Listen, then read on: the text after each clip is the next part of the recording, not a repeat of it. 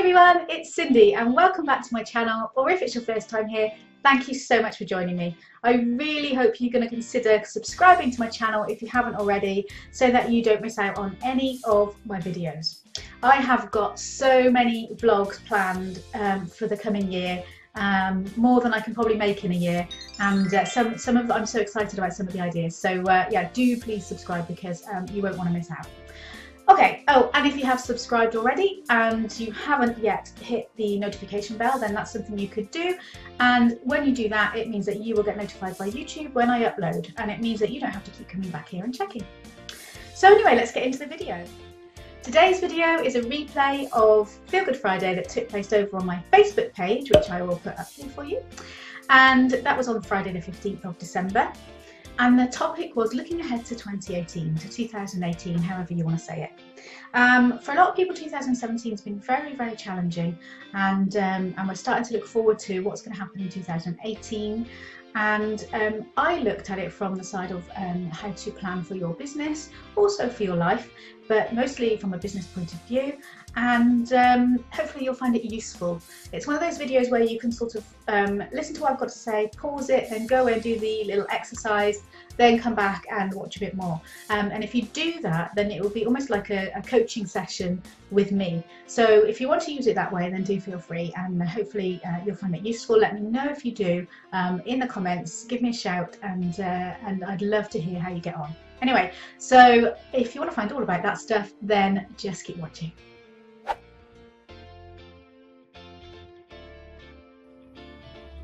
Hello everyone, it's Feel Good Friday, and today we are talking about, well, together we're going to be looking ahead to 2018. It's a bit of a festive show. I've got my Christmassy red jumper on and my red lips, and we're going to be looking forward to 2018. So this time of year, you know, naturally our thoughts start to turn ahead to the new year and what's going to be coming up ahead, whether it's for our business or our personal life or everything in between.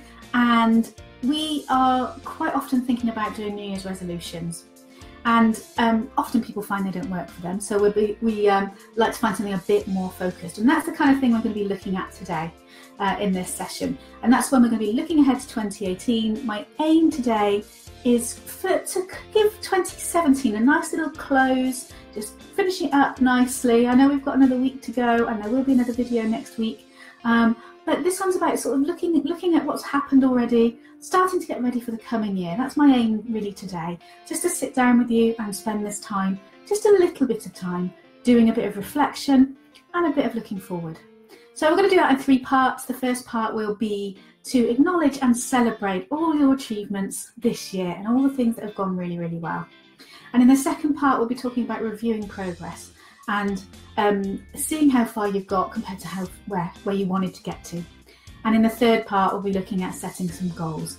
And I like to actually think of them more in terms of intentions than goals, because I find the word goal a bit kind of doesn't really motivate me, but you use whatever word works for you. So let's get into it. Part 1, acknowledging and celebrating the year that has gone and the achievements that we've had. So I've spoken to lots of people this year, and I know a lot of people have had a tricky year. Myself, I've had a challenging year, and it can be easy to get stuck in that thought that you haven't achieved what you wanted to, that things didn't go the way you planned, that you didn't achieve as much as you set out to this year. And I know for myself, very much I was feeling that way. And then my lovely business coach, Carrie, organised a session for her clients all to get together and to do this kind of thing, to do some reflecting on the positives and the achievements that have happened in the year. And it was a real eye-opener, because until you actually take the time to focus on that specific area of achievements, you kind of forget them, you miss them. It's kind of human nature. We achieve something, we go, right, done that, let's look at the next thing. And we don't actually take time to celebrate it along the way. And then it comes to the end of the year and we forget all about that stuff. And it's quite hard actually to sit down and write. She had us write down 10 things, that the 10 best things about the year, and 3 things that are proudest achievements. And it was actually quite hard I mean, I don't know, can you relate to that? You know, if you're watching on the replay, if you're here live, can you relate to that? Do you ever find that? It's easier actually to think about all the things that went wrong than it is to actually find the things that went well and to celebrate them. And the reason it's really powerful to do that is because it comes into that attitude of gratitude stuff where we're focusing on the things that went really well, and we're going to feel more abundant, and we're going to feel that gratitude inside us for all of the stuff that we've managed to do. And when we get that feeling of gratitude in us, then we are able to focus and bring in more things like that. Because, as I talk about all the time, what you focus on, you get more of. So if you're focusing on all the things that went wrong, then it's likely that you're going to get more things that go wrong. If you focus on the things that have gone really well, then you're likely to get more things that go really well. So it's a very powerful thing, actually. Not only does it make you feel good, but it's also going to make you get more things to feel good about. I've just realised I haven't put my microphone directly in front, so I'm going to do that now. The magic of live video. There we go. So hopefully that's made a difference to the sound. I don't know. So that's why it's so important to actually take a little bit of time to think about what has gone well. So that's what I want you to do. Do that now. If you're watching on the replay, of course, you can pause it. And I want you to write down your top 3 achievements in 2017. And you might have more, that's great. But start with 3, because it's quite tricky. So that's what I want you to do. If you're watching on the replay, pause now, do your top 3 achievements, and then come back to the video. Brilliant. So I hope you've done that. Welcome back if you did pause the video. And if you haven't, why not? You need to go and do this. It's really, really important. So that's part 1, really. It's about actually taking the time to focus on what went well and what you achieved, and something that you're proud of, because you will be surprised how many things there are that went really well this year, no matter how bad overall your year felt, which I know a lot of people have felt that way. Taking that time to look for them, you will find those little nuggets. So that was part 1, celebrating our achievements. Really, really powerful and a really important part of bringing the close to the year and starting the new one. So now we're going to move on to part 2, which is about reviewing our progress. Another really important part. So if last year you set yourself some goals or intentions for what you wanted to achieve this year, however loosely you did that, now's the time to actually look at your results and see how close you got to those goals or those intentions. And did you get somewhere close? Were you miles away? Did you exceed them? This is the time to sit down and actually look at that so that you can see how well you've done or not. And this is not an opportunity to start beating yourself up and saying, I should have done better, or bemoaning all the things that went wrong that stopped you. It's actually about, excuse me, it's actually about seeing how far you got so that you can look at what you can do differently or do more of or less of to make it you more successful in the coming year. And again, this comes back to life-related goals and business-related goals and any other kind of goals that you had, or just ideas or intentions that you wanted to achieve. Anything could be about releasing excess weight. It could be about earning a certain amount of money with your business. It could be about spending more time with your partner. So look at those things that you wanted to achieve in 2017 and just have a think about how close you got. And if you didn't hit your targets or your goals or your intentions, what do you think it was that stopped you? So just spend a bit of time reflecting. What was it that got in the way? What did you do that maybe got in the way? Did you procrastinate or just plain not do it? Did you change your mind? Did you get distracted by other things? So just think about, what did you do that contributed to you not reaching it? And what did you not do that you could have done more of? So it could be maybe with a business that you wanted to do marketing, or you wanted to release an online program, or all these kind of things that you had ideas to do and you didn't do them. So, actually spending the time to focus on what are those things that you didn't do that you could do more of will steer you perhaps into what you can do more of in the coming year to get to the success that you want. Also, crucially, if you did hit your goals or exceed them, and those things went really well, what did you do there? What were the key things you did that made that successful? What were the things you did that made it work? Because those are the things you need to do more of. If there was one particular goal you set and you absolutely smashed it, what did you do? What was your mindset? How did you think about it? That's all the really important stuff, because if you can crystallize down those things that you did specifically that made you do really well in that particular area, you can apply that to other areas. You can generalize that across other goals next year and get the same results or better results because of it. And that's really important as well. Looking at the things that went well gives you a massive clue on what you can do to make other things go really well. So this is the time to actually sit down and look at that stuff. So again, if you're watching on the replay, feel free to pause it now. Go and do this bit. I want you to look at all the things. Maybe if you didn't write down goals or intentions or whatever, however you do it, write down now some of the things that you planned or wanted to get done or ideas that you had for 2017. And then just look at them and go, did I achieve it or not? Did I get close? What percentage did you do? Were you 10% there? 80% there? Just spend some time doing that and then work out what are the things you didn't do that you should have done or could have done, and what are the things that you did do that made things go really well. What things did you do that maybe derailed yourself? And just actually unpick some of that, because once you bring it up to your conscious awareness, you can actually do something about it. Until that point, it's just all happening under the surface. You're not aware of it and it just happens. So this exercise is so simple but really powerful because it's bringing it all up into your conscious awareness where you can then do something about it. So that's part 2, review your progress. And I do hope you are pausing the video and going along with this, because obviously I only have 20 minutes and we can't kind of spend time. I could sit here waiting, but it'd be a really boring video for people to watch. So do please do these exercises because they're really powerful. And in part 3, now we're going to talk about setting goals. So like I said, if you've watched any of my videos, you know that planning has been a word that I didn't like very much for a long time. I'm not a detail person by nature. I don't like conforming and all that kind of stuff. And because of the job I did before, I was a trainer in a company, and we had to use SMART goals and all that kind of stuff. And it's just bleh to me. I don't like that stuff at all.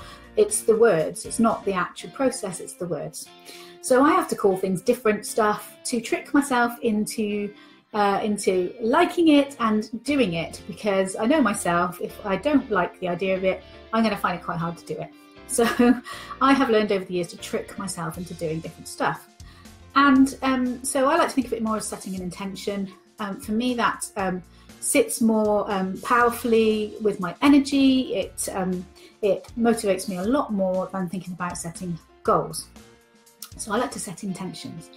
But you use whatever words work for you. If you find the word goal motivating, use that word. It's just a case of reframing things to make them work for you. So this is a really powerful thing. When we set goals or intentions, we are giving our brains a really powerful message of what it is we want to achieve. So we can have ideas about stuff and and decide that we want to do things. But by writing it down, it makes it much more powerful. It's a very clear message to our brains that this is what I want.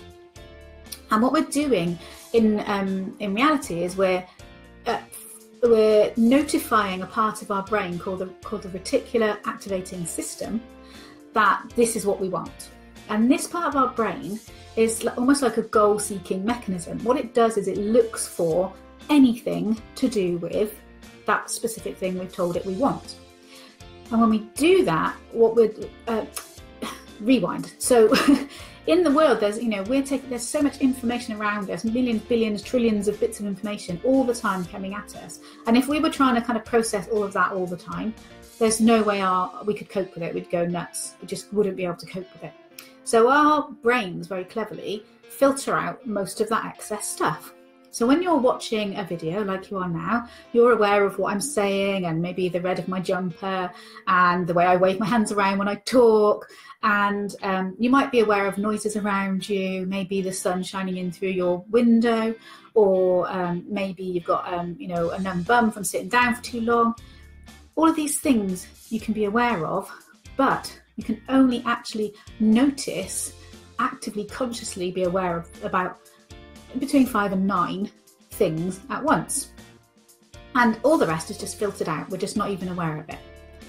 And when we are trying to achieve things, obviously there are, again, so many things around us in the world, opportunities, people, webinars, and all sorts of things, money lying on the floor, that we either notice or we don't notice. And the thing that makes us notice it is our reticular activating system. And that's the bit that goes, okay, all of this stuff's going on. What are the things I need to look for? There's one, there's one, there's one, there's one.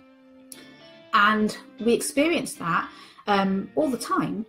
And a really easy example is when you are, when we were getting our dog, we decided to get a Border Terrier, and we chose that breed of dog because we'd done lots of research and they seemed like the kind that would fit our family. As soon as we decided to get one, everywhere we went, we saw Border Terriers. Everywhere. And I'm not kidding, like every single time we left the house, we'd end up talking to someone with a Border Terrier.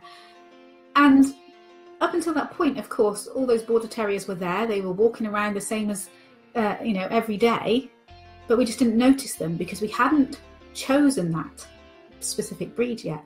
As soon as we chose it, that told our RAS, our reticular activating systems, this is what you're looking for. Immediately you start seeing Border Terriers everywhere, started seeing adverts for Border Terriers, started seeing articles about them, books about them, people started telling us about them, and that's how it works.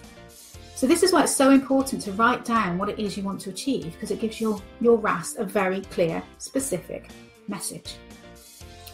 One way that I like to think about intentions and goals, sometimes it's really hard to set goals because we're thinking about what we, almost unintentionally, we're setting goals for stuff that we feel like we should be going for. So it might be money, or a particular level in a business, or I don't know, but you know what I mean.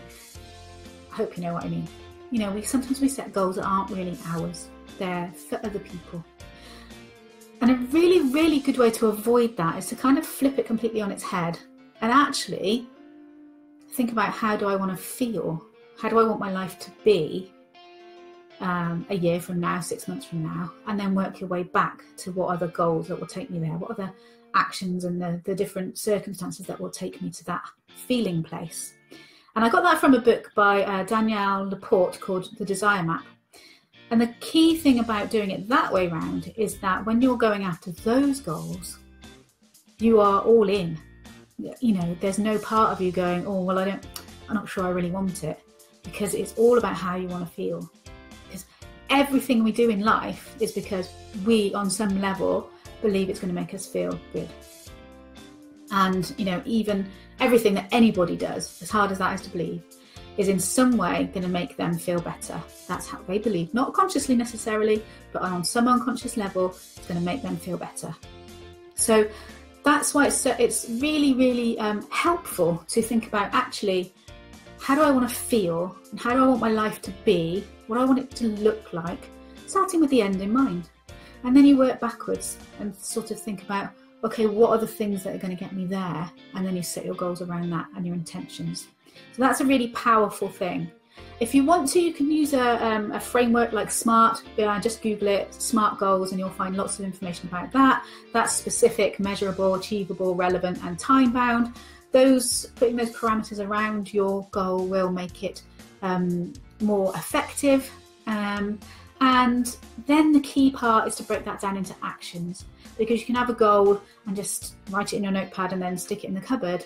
And it's all very well and good. You might notice things to do with it because your RAS is going to be looking out for it. But unless you take action, none of it's going to happen. So the key part really is to break down every single goal or intention into the actions that are going to get you there. And even if you break it down into daily actions, So for instance, with something like releasing excess weight, there would be daily consistent actions that are going to make that happen. And it's so much easier to wake up in the morning and think I've got to do this one action than thinking I've got to achieve this massive, great big goal. And that's how you make it happen. So that was part 3, all about setting goals. If you are going to play along with this game, pause, press the pause button, and just actually do that thing, do what I just suggested. Look at your life and think about how you want it to be. How do you want your life to look? And how do you want to feel? Then think about what are the things that are going to get you there. Get really specific, use SMART as a framework if you want to, and then break that down into an action plan. And that is the way you make 2018 the best year yet, which was Carrie's title for her brilliant session that she did this week. And creating your best year yet is within your power. And I want that for you, so I really hope you're going to do that. So that was today's video. I hope you've enjoyed it. Let's just do a quick recap so that you can take away from this everything that you need to. In the first part, we talked about acknowledging and celebrating your successes and achievements this year. An absolutely crucial part of closing up 2017 in the best way possible. And then in the second part, we talked about reviewing your progress and seeing where maybe you could make some improvements, where you could find things that worked really well and do more of them. For instance, if you did an ad campaign or you did a webinar, and from that webinar you sold a whole load of bunch of a program that you've created, well then just do more of that. If it worked really well, why do something different? Do more of that. So taking those things that worked really well and doing more of it. And then in the third part, we talked about setting goals or intentions and the way that we can start by looking at the end in mind and how we want our life to look, and then work our way all the way down to those daily consistent actions that will take you there step by step. And that's absolutely the key to making this stuff happen. My aim today was to close out 2017 with you and start getting ready for the coming year. And hopefully I've achieved that with you today, and especially if you do pause the video and go through those processes.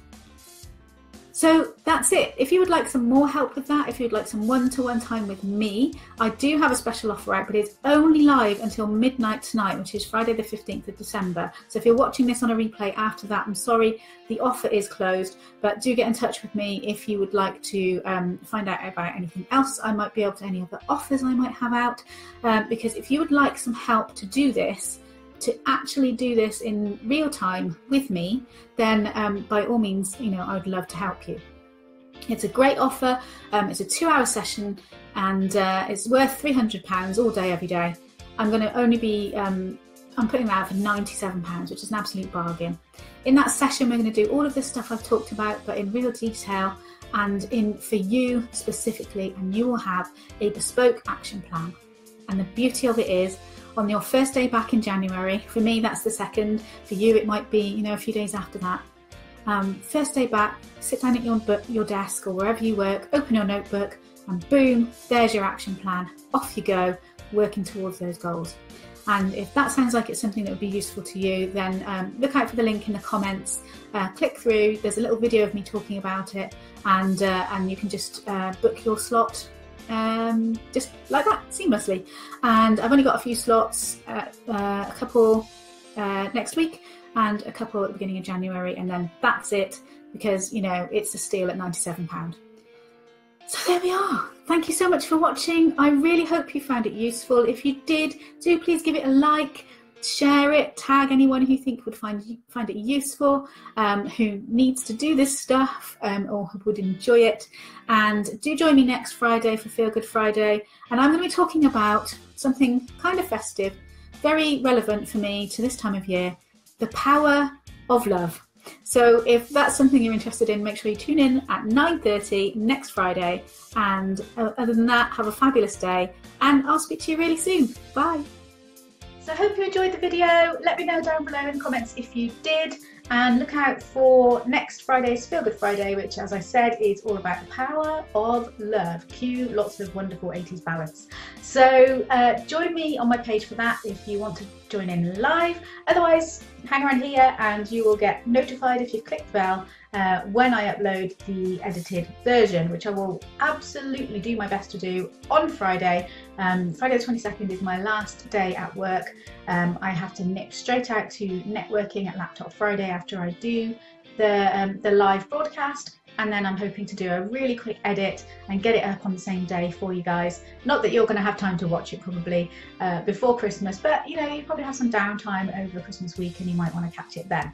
So that's my plan. Let's see if I can stick to it. Have a fabulous Christmas if I don't speak to you before then. And if you're watching this any other time of the year, have a fabulous day, and I'll speak to you in the next video.